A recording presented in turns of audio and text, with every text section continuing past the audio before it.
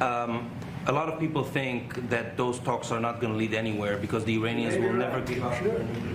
I think that's a possibility too.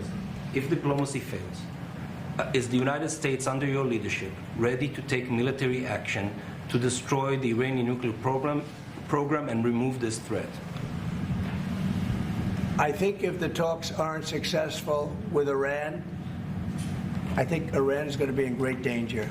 And I hate to say it, great danger, because they can't have a nuclear weapon. So is that a yes? You know, it's not a complicated formula. Iran cannot have a nuclear weapon. That's all there is. So Can't have it. Right now we have countries that have nuclear power that shouldn't have it.